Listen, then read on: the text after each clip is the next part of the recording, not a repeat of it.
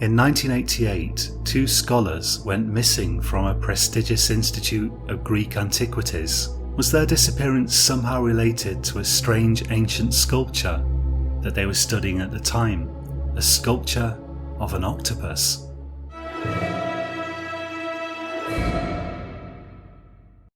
Very few people even knew the Salthouse Institute of Antiquities existed. There were never more than 12 permanent members of staff working in a huge old farmhouse on the Norfolk coast. But our reputation was international and considerable. The institute was founded in 1962 by Professor Arnold Spivey, a man of great stature who knew more about Mycenaean culture than any man alive at the time. He had retired from his post at Cambridge due to ill health and had taken a small cottage by the sea, intending to spend the rest of his life painting and fishing. But the predictions of his doctors had proven somewhat unfounded, and after a few years he had grown bored. Scholars travelled from all over the world to tap into his expertise, and somehow he got the idea to found an institute where visiting scholars could stay for months at a time. His own personal library and collection of artefacts provided enough material for 15 or 20 entire careers, and he rarely felt the need to send for anything from Cambridge. Eventually, the institute acquired 6 or 7 permanent members of staff and was well funded by various mostly American foundations. By the time I joined as a young postdoc in 1986, I was the 9th permanent scholar in residence, and Spivey was still in the land of the living, although by then he was 96 years old and visited the institute only once or twice a week. People have asked me why, at such a young age and with every opportunity available to me, I wanted to move to a village of less than 200 people and spend my time surrounded by impossibly ancient artefacts, the latter including 2 semi-retired professors over the age of 90. I always tell them that the Norfolk coast is beautiful, and I found a romance and a fascination in old artefacts, mainly ancient Greek, that was altogether lacking in modern life. It was true that the village was small and remote, and it was easier to buy samphire or crab there than it was to buy a tin of beans or a newspaper. But I had the run of the coast in my rattly old Beetle, and I could reach Cambridge in 2 hours or Norwich in 1 hour, whenever needed. I rather liked the business of sitting in the common room at the institute wearing tweed and smoking a pipe. I had grown up reading Conan Doyle, Edgar Allan Poe and H.P. Lovecraft, and I was drawn to anything old and weird, which is probably why I got on so well with Spivey himself. Besides, our outfit might not have looked much to the casual observer, but its reputation among scholars of Greek and Mycenaean culture was enormous. We were the foremost authority on many esoteric aspects of ancient cultures of the Peloponnese Peninsula. There were 4 of us who formed something of a clique, being younger than the Institute's other scholars. There was myself, Roger Fetworth, Isolde Drew, who we all knew as Icy, and Aubrey Davidson Wentworth. We referred to ourselves, tongues firmly in cheek, as the upstarts. No one else at the Institute was under 30 years old. We heard of the Sparta Octopus as soon as it was discovered. The news went around the scholarly community like a fire ripping through a forest. For some weeks we talked of almost nothing else. The octopus, as it quickly became known, was a marble sculpture found in the city of Sparta in Greece. The sculpture had been found encased completely in a soft clay, buried deep beneath an ancient wall up on the hillside outside the town. Probably it would never have been found at all were it not for the fact that the sculpture contained an elaborate internal structure of metal wires, painstakingly embedded in the marble, which had rendered it vulnerable to the common metal detector. The object was passed around from university to university, travelling all over Europe, but no one could figure out why it had been constructed in such an unusual way. Surviving sculptures of octopuses are rare. They were seldom fabricated in the first place, because of the inherent intricacy of the octopus form. When they were constructed, they seldom survived. Extraordinary measures had been taken to preserve this one, and no one had any idea why. A common suggestion was that the internal wires served to strengthen the sculpture in view of its delicate form, but the wires weren't thick enough to perform that function, and the long holes in which they resided only weakened the structure really. Many facile comparisons were made with Lovecraft's fictional Cthulhu, but this was not an octopus god or anything of that sort. It was an actual octopus. What I mean is, the sculpture didn't have any fantastical elements to it. It just looked like someone had tried to carefully carve an octopus out of marble. Careful X-ray analysis revealed the wires to form coils inside the main body of the structure, with numerous subsidiary coils in the tentacles. No one had any explanation for it. Finally, after the media furore had died down, the artifact made its way to us. We gathered around a table in the main library to witness Dr. Stephen Sandhurst carefully unpackage it. When all the packaging was removed and it had been placed carefully on a satin cushion in the middle of the table, we all drew a sharp breath. It didn't disappoint. The artifact was indeed a perfectly formed octopus, meticulously sculpted out of Naxian marble and perfectly preserved for at least 2,000 years. You can well imagine that the artifact brought out many strong opinions. A substantial minority of people argued that the Sparta Octopus must be of modern construction, and it wasn't possible to definitively prove them incorrect. However, many different facts pointed to construction of great antiquity, including the composition of the internal wires, the appearance of the clay casing, the nature of the surrounding soil strata from the location where it was discovered, the type of tools apparently used to carve it, and so on. If it was a modern forgery, it was a forgery of the very highest standard. Some said the internal wires served a kind of religious purpose and could be regarded as analogous to inscriptions made inside sealed tombs that would never again be seen by human eyes. There was one obvious possibility that almost no one dared to voice for fear of making himself look ridiculous. In our little circle, the upstarts, it was Icy who finally gave voice to it. At the time we were walking along the beach, discussing the octopus. "What if it's electrical?" she said. "What if it's some kind of ancient electrical device?" "Impossible," said Roger. Greek knowledge of electricity started with charged amber and ended with lightning. They knew nothing of wires or batteries. The coils could be charged inductively via any kind of intense electric field, said Aubrey. Aubrey always had a look about him as though he was struggling with enormous conflicting emotions, which he managed like a general manages an army. Where would they have found intense electric fields, I said. And what would the device do once the current's flowing anyway? They had no knowledge of electrical circuits at all. "What about lightning strikes?" said Icy. "That's a very unreliable way to power a device," said Roger. "How would they know when and where lightning was going to strike?"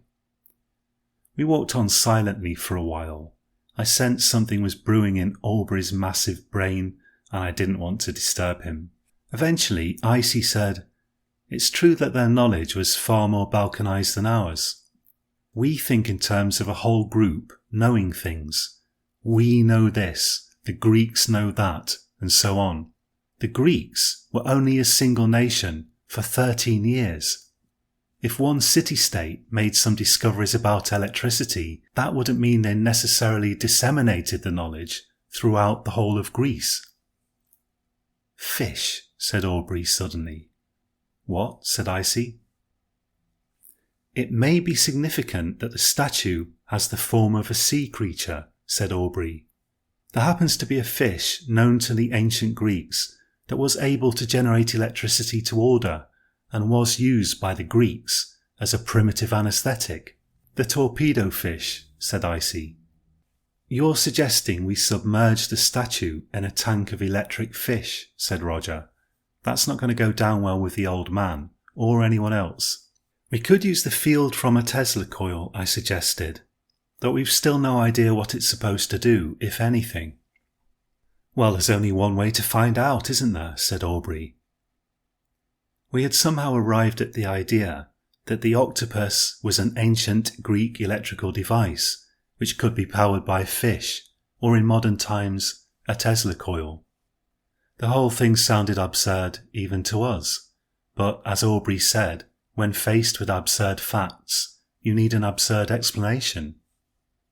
A major question that arose was whether the sculpture could withstand the field of a Tesla coil. If the internal wires became heated, the entire sculpture could be destroyed, and that would be the end of all our careers. Roger set to work calculating the maximum possible heating in the wires, based on what we knew of them from X-ray examinations. He happened to own a small and rather beautiful coil that ought to do the trick, and was something of a dabbler in electronics. As to the question of whether we ought to try the experiment or not, we divided into two factions. Icy was in favour of giving it a go, as was Aubrey, anxious to test out his theory. Roger and I were strongly against the idea, without authorisation from at least Professor Spivey and the others. At the same time, neither of us felt like actually putting the proposition to Spivey and the others, since we were quite sure they'd laugh at any talk of ancient Greek electrical devices. We arrived at a compromise whereby Icy and Aubrey would try out the idea, and Roger and I would at least keep quiet about it. In the event of the octopus blowing up or bursting into flames or whatever, we would deny all knowledge. If Icy and Aubrey wanted to subject a priceless artefact to enormous electrical fields without proper consent of the community, they alone would bear responsibility if anything went wrong. We set the day for the experiment. Icy and Aubrey would go into the Institute extremely early on Sunday morning, when it was likely to be empty. Roger and I would meet them later for breakfast at a cafe down the coast, and would discuss their findings or lack of. Accordingly, 9 a.m. on Sunday found Roger and I eating toast at a place called the Boatyard, waiting for them to turn up. "They should already be here by now," said Roger. "The place only opens at 9, I said. Give them a chance." By 10, they still hadn't arrived. "We should go and check they're okay," I said. "What if that thing exploded and they're horribly injured or something?" "What if it broke into pieces and they're trying to glue it back together again?" said Roger dryly. "I don't really fancy being anywhere near the scene of the crime right now." We waited for a whole further hour before even Roger's curiosity got the better of him, and we decided to drive back to the Institute. When we got there was no sign of Aubrey or Icy, and the Tesla coil was lying on the floor. Its power cable trailed towards the socket, but it wasn't plugged in. Part of it was broken, as though someone had roughly thrown it off the table. Roger swore under his breath. "We've got to get rid of that coil," he said. "I'll take it back to the car." "This makes no sense," I said. "They wouldn't just leave it standing around." "Well, they have," said Roger. "Enough of this business. I've got some coins I need to work on. I'll see you on Monday."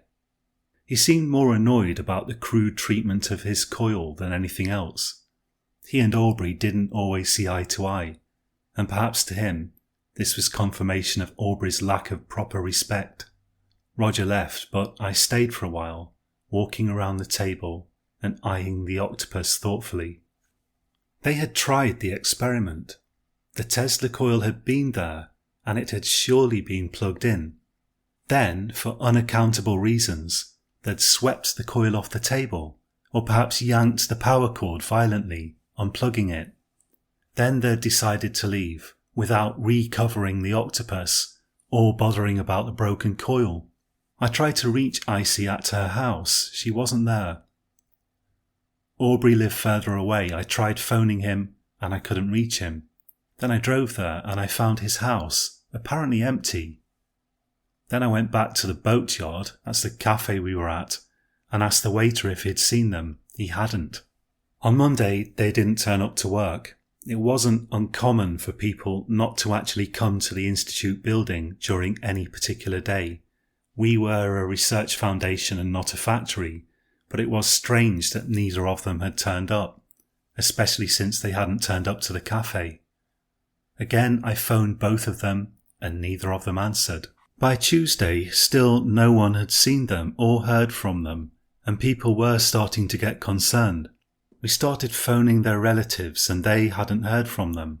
On the other hand, they were both somewhat reclusive, and this wasn't entirely unusual. When a highly sociable person goes missing, it's very obvious all their friends miss them immediately. When people like Icy and Aubrey go missing, it's a whole other kettle of fish. Both of them were perfectly capable of getting into a mood and not talking to anyone for days on end, or getting absorbed by some piece of research and temporarily forgetting that the rest of the world exists. Even so, they wouldn't disappear completely. They weren't answering their doors or their telephones. Where would they be if not at home? After a few days, the police got involved and they were officially declared missing. After a month had gone by, they were still missing, and the Institute was due to hand the octopus on to French researchers. Roger and I spent a lot of time discussing what might have happened. We'd explained to the police that we were supposed to meet them for breakfast, but we hadn't said anything about their illicit experiment with the octopus. We had only told the police and the others at the Institute that Aubrey and Icy were planning to go in early on Sunday morning and have a good look at the octopus. We hadn't mentioned the Tesla coil or Aubrey's electric fish theory. After all, the experiment could only reflect badly on them and us, and couldn't possibly be relevant to their disappearance. Or could it? At this point, the police made an interesting discovery. Aubrey and Icy had apparently gone to the nearest airport and got on a plane bound for France. Why? No one had any idea. Roger started to get the idea that the two things, their disappearance and the experiment, must in fact be connected somehow. What if they discovered something important? He said one day as I was enjoying a pipe and a book on ancient Greek dialects in the Institute's common room. Something so important that they immediately left to research it further. By that reasoning, they ought to be in Greece, I said. But what could possibly be so exciting and important that they hurled the Tesla coil to the floor and rushed off to research it without even packing suitcases? Perhaps they were in enormous pain, he suggested. Maybe, but then why get on a plane to France, I said. They'd go to the nearest hospital, not the airport. We should repeat the experiment, he said. It's the only way to find out for sure. You want to repeat an experiment that resulted in 2 people vanishing the last time it was performed, I said. Yes, but not in the same way, he said. I'll do the experiment and you'll wait outside at a safe distance. That way, if I try to run off for some reason, you'll be able to intercept me. I had to admit the idea had a certain appeal and made a certain sort of sense. But if we were going to repeat the experiment, I wanted to be the one to do it. Sculptures weren't Roger's field at all. He was more a specialist in metal artifacts, coins and inscriptions.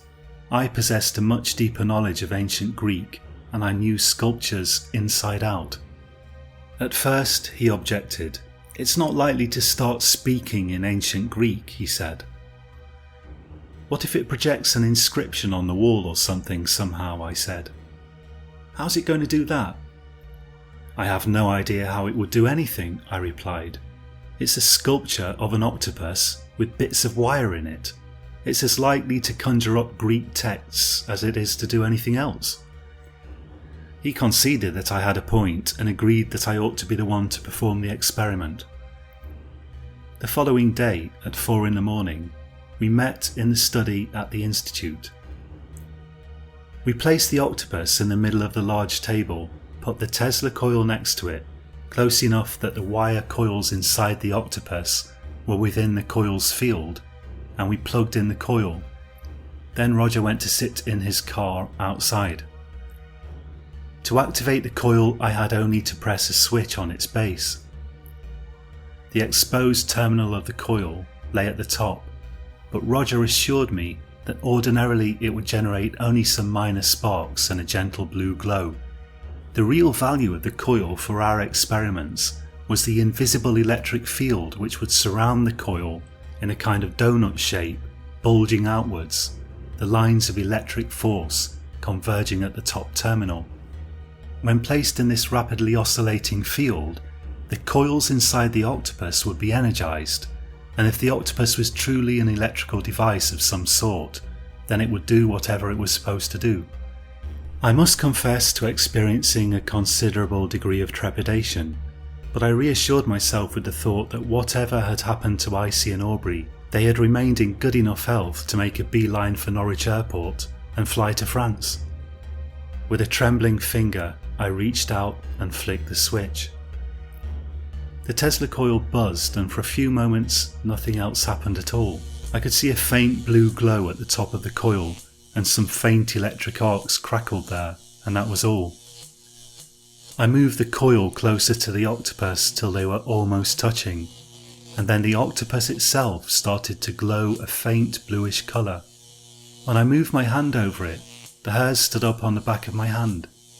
I amused myself doing that a few times. Then something else caught my attention. A faint whining or whistling sound.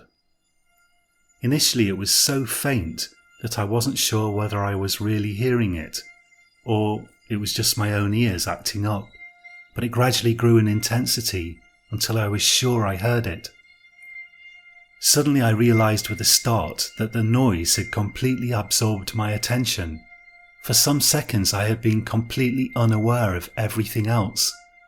Then I felt something else, a deep-seated, gnawing fear, but more than that, a profound revulsion and a sense of looming horror.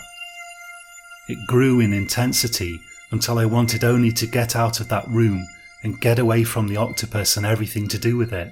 It's impossible to describe the horrible intensity of the feeling, or even really the nature of it. But I felt as if all my worst nightmares had come true all at once, and there was no one there to help me. I felt as though I had died and gone to hell, and the horrible sight of the blue glowing octopus burned itself into my brain as the only reality left.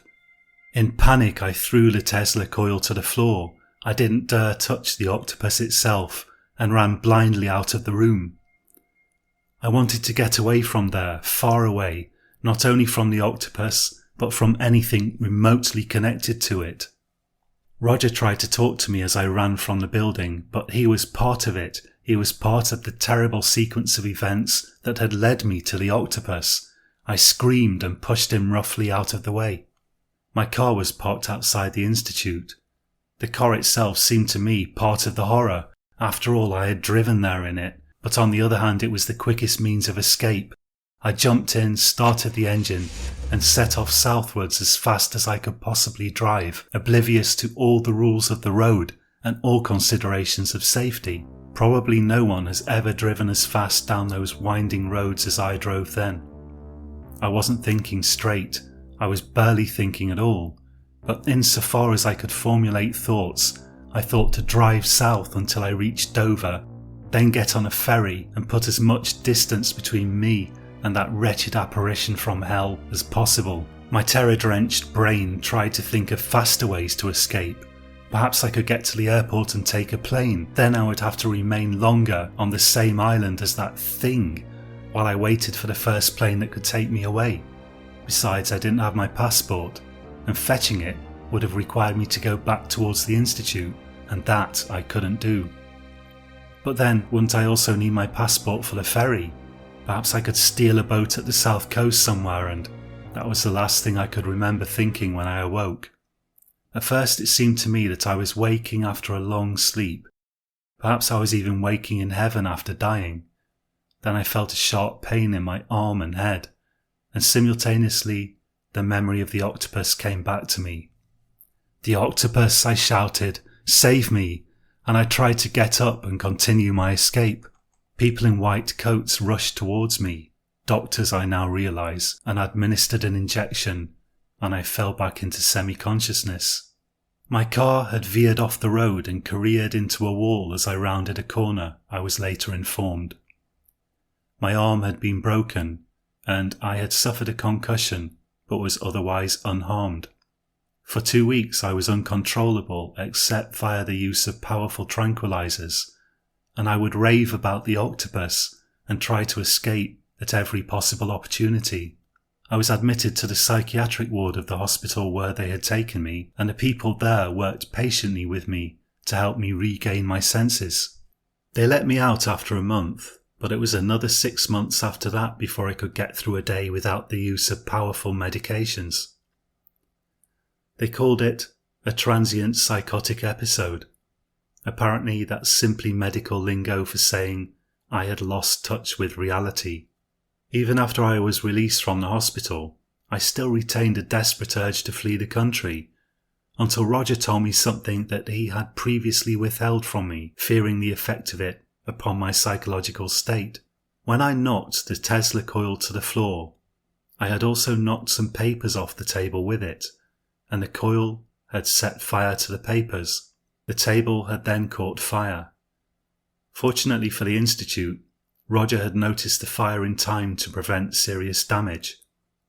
He had then bravely, if perhaps foolishly, managed to put most of the fire out himself with a fire extinguisher, although he had inhaled a lot of smoke in the process. The only real damage in the end was to the table, the thick varnish of which had proven surprisingly flammable, and to the octopus itself, which had shattered in the heat. Nothing remained of it except for some fragments of marble and bits of disconnected soot-blackened wire. In the end, I was not held responsible for the incident, since I was believed to have suffered a profound mental breakdown, which could hardly be my fault, and which the Institute staff, my colleagues, largely put down to overwork. Roger was admonished for his part in having brought a Tesla coil into the Institute in order to test a crackpot theory, but we all agreed that the fire would never have happened without my lapse into insanity. The Institute received a number of large donations after the fire from well-wishers and wealthy scholars. America seems to have more of those than you'd think.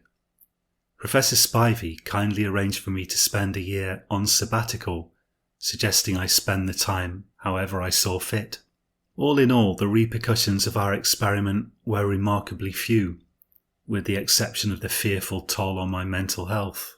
Of course, the question remained of what exactly the octopus had done to me. Roger and I did not dare raise the question with other scholars, since according to all official scholarship, the ancient Greeks did not know how to use electricity. But it appeared to myself and to Roger that the octopus was a kind of weapon. How precisely it was powered, whether by fish or lightning or amber rubbed with silk, we did not know, but it had somehow generated some sort of field or wave that had interfered with my mind, creating a terrible sense of dread once activated.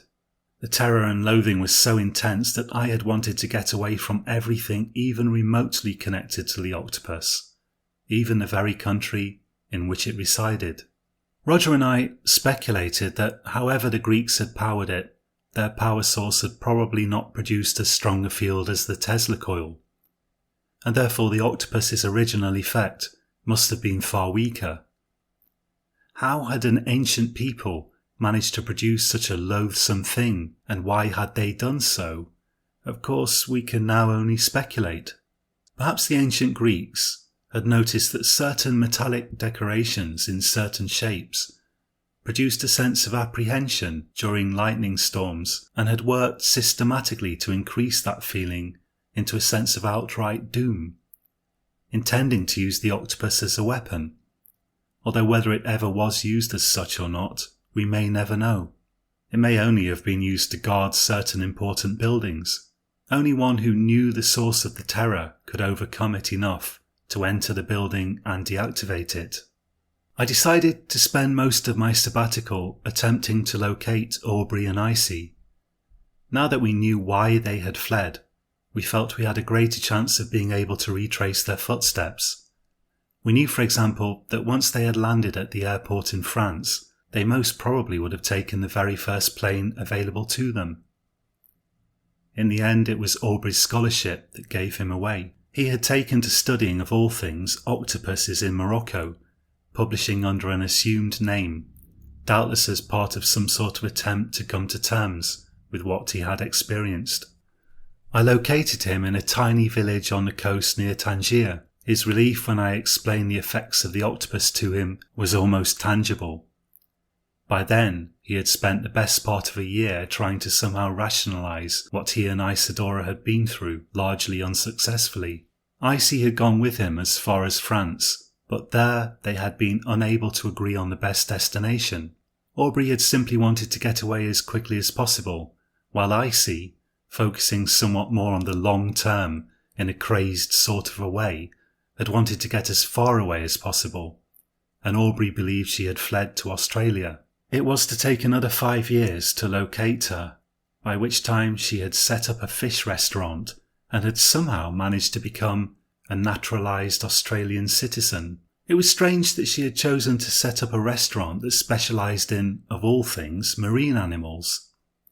It was as if she too was simultaneously attempting to flee the terror she had experienced, while also searching for ways to come to terms with it. An Australian scholar of antiquities who had visited the institute once happened to recognise her. He had accosted her, but she had assured him that she was not in fact Isadora Drew, but someone else altogether. I flew out to Australia together with Aubrey and Roger, and we found she had made a perfectly happy life there for herself and had no desire to return to the UK, nor to be involved any further with ancient Greece. She too was tremendously relieved when we explained our discoveries to her. Aubrey subsequently made something of a name for himself studying sea creatures and did eventually return to England, but not to Norfolk. He said that even the sight of the type of architecture that one may find in Norfolk gave him bad anxiety by reminding him of the Institute building and thereby the octopus itself. As for myself, I emigrated to Italy and spent many years at the University of Bologna. The sight of an octopus still gives me the shivers. Thank you for listening. My name's John and this is Science Horror. New episodes every Monday. If you haven't subscribed already, please consider subscribing if you like this story and consider giving the video a like. Thank you.